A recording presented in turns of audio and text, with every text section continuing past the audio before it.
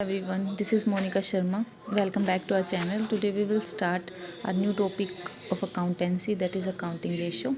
So let us start. So firstly, ratio का क्या मतलब होता है? A ratio is simply one number expressed in term of another, or you can say when one number is divided by another number, it is termed as ratio. तो हम accounting ratio की क्या requirement है, क्यों इसकी ज़रूरत है, इसको हम एक एग्जांपल से समझेंगे कि क्यों हम अकाउंटिंग रेशियो टर्म यूज़ करते हैं. So basically, we are taking an example. Suppose there are the two person X and Y. Both are investing in a company. X invest 10 lakh rupees and Y invest 15 lakh rupees. 10 lakh पे X earn करता है 1,50,000 और Y earn कर रहा है 1,80,000. So both are generating profit. अगर आपको ये पता करना है कि किसकी एफिशिएंसी ज़्यादा है तो आपको रेशियो टर्म यूज़ करना पड़ेगा. अगर आप सिंपल वर्ड में देखते हैं तो यहाँ एक्स ने 1,50,000 जनरेट किया और वाई ने 1,80,000 जनरेट किया. तो सिंपली आप कहेंगे कि वाई ने प्रॉफिट ज़्यादा अर्न किया. विदाउट कंपैरिजन, आप बिना कंपैरिजन का ये बोलते हो कि 1,80,000 वाई ने ज़्यादा प्रॉफिट अर्न किया. लेकिन जब तक हम इन दोनों टर्म्स में रिलेशंस नहीं बनाएंगे तब तक हमें पोजीशन पता नहीं लगेगी कि एक्चुअल में किसने ज़्यादा प्रॉफिट अर्न किया. क्योंकि कंपैरिजन, अगर आप रिटर्न को देख रहे हो तो रिटर्न का कंपैरिजन आप इन्वेस्टमेंट से भी करोगे ना. तो जब हम कंपैरिजन करते हैं टू टर्म्स की, one number when is compared to another number, so उसको हम रेशियो टर्म का नाम देंगे.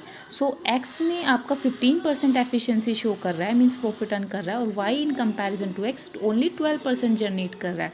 सो X is better than Y, X ज़्यादा प्रॉफिट अर्न कर रहा है. तो ये हमें कैसे पता लगा? By using accounting ratio. इसलिए हमें अकाउंटिंग रेशियो टर्म की रिक्वायरमेंट होती है, क्योंकि करेक्ट जो हमें पोजीशन होती है बिजनेस की, फाइनेंशियल पोजीशन, चाहे आपको लिक्विडिटी वे में जाननी हो या सोल्वेंसी की रेशियो की हेल्प से पता करना हो, आप टू टर्म्स की कंपैरिजन से आप एक्यूरेट पोजीशन का पता लगा सकते हैं. So now next point we will discuss the classification of ratio. Here the ratio is classified into 4 terms. First one, liquidity ratio. So liquidity ratio में हम 2 पॉइंट्स लेंगे, करंट रेशियो और क्विक रेशो. इसके बाद हम सोल्वेंसी रेशो में हमें 3 ratio use किए गए हैं. Debt equity ratio, total asset to total debt, and third is proprietary ratio, and the next is activity ratio. Activity ratio में आप लेते हैं strong turnover ratio, debtor turnover ratio, working capital turnover ratio, and last one is the profitability ratio. इसमें हम gross profit ratio और net profit ratio use करेंगे. आज हम इस वीडियो में सिर्फ हमारा अपना एक पॉइंट क्लियर करेंगे, मीन्स एक टॉपिक लेके चलेंगे, liquidity ratio. So liquidity ratio से स्टार्ट करते हैं. लिक्विडिटी रेशो में आपका सबसे पहला आता है करंट रेशो, जिसका अनदर नेम वर्किंग रेशो भी है. तो क्या फॉर्मूला है इसका? Current ratio is equal to current asset divided by current liabilities. Current asset जैसे कि आपको पता है करंट में आता है, मीन्स जो शॉर्ट टर्म के लिए होते हैं, जैसे कैश हो गई, बैंक हो गई, आपकी शॉर्ट टर्म इन्वेस्टमेंट हो गई, बीआर हो गया, स्टॉक हो गया, डेटर हो गई. ऐसे आपकी करंट लायबिलिटीज होती है बेसिकली जो शॉर्ट टर्म डेट होते हैं, आपको लिमिट मतलब लगभग 1 ईयर के अंदर आपको पे करने होते हैं. तो आप ये क्वेश्चन, ये जो फॉर्मूला है, आप बाय यूजिंग वन एग्जांपल आप इसको अंडरस्टैंड कर पाएंगे. क्विक रेशियो में सिर्फ आपका क्या किया गया है, क्विक एसेट अपॉन में करंट लायबिलिटीज़ लिया गया है. क्विक एसेट का मतलब होता है जिसमें अगर हम करंट एसेट में से स्टॉक और प्रिपेयर्ड एक्सपेंसेस माइनस कर देते हैं तो वो हमारी क्विक एसेट के बराबर होती है. तो हम एक एग्जाम्पल लेते हैं जिससे हमारे दोनों पॉइंट्स क्लियर हो. तो फर्स्ट एग्जांपल है हमारा, इसमें वर्किंग कैपिटल आपकी है 6,30,000 गिवन है, करंट एसेट 8,40,000 गिवन है, स्टॉक आपका 4 लाख गिवन है.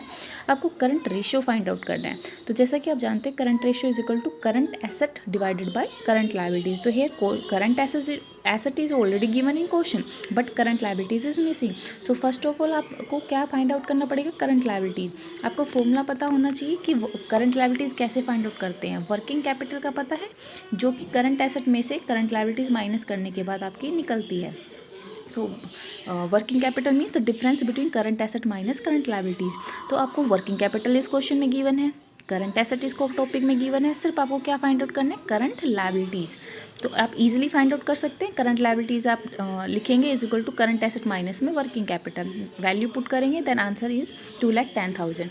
अब आपको क्या करना है, ये वैल्यू आपको इसमें फॉर्मूले में पुट करनी है. So current ratio is equal to current asset upon में current liabilities, means 8,40,000 divided by 2,10,000 is equal to 4:1. So the correct answer is 4:1. Now move to the next point, next topic. So next question is the working capital is given in question 30,000.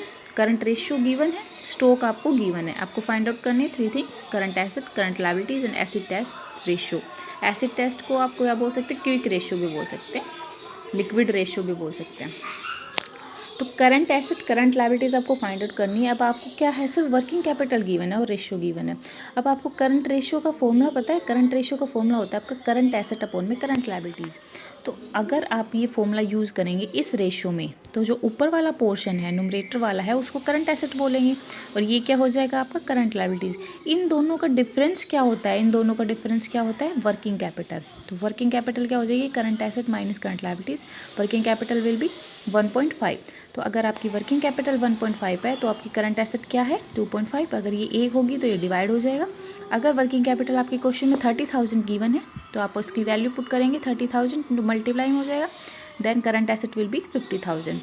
तो आपकी current asset पहला point clear है जो question में पूछा था। Second आपको current liabilities पूछा है। करंट लायबिलिटीज़ का फॉर्मूला अगेन जो हमने प्रीवियस क्वेश्चन में लगाया, current asset minus working capital. So answer is 20,000।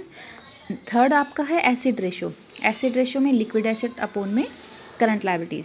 अब लिक्विड एसेट, क्विक एसेट क्या होती है, करंट एसेट में से अगर हम स्टॉक और प्रीपेड एक्सपेंसेस माइनस कर देते हैं तो आपका क्या आ जाता है, लिक्विड एसेट। इस क्वेश्चन में सिर्फ स्टॉक गिवन है, प्रीपेड एक्सपेंसेस नहीं है, तो नहीं है तो आप उसको छोड़ देंगे, आप स्टॉक माइनस करेंगे। तो आपकी क्विक एसेट या लिक्विड एसेट क्या आ जाएगी, 24,000। आप फॉर्मूले में पुट करेंगे 24,000 divided by 20,000, it will be equal to 1.2:1। So the answer is 1.2:1. So thank you for watching my video. Please like and subscribe my video. Thank you.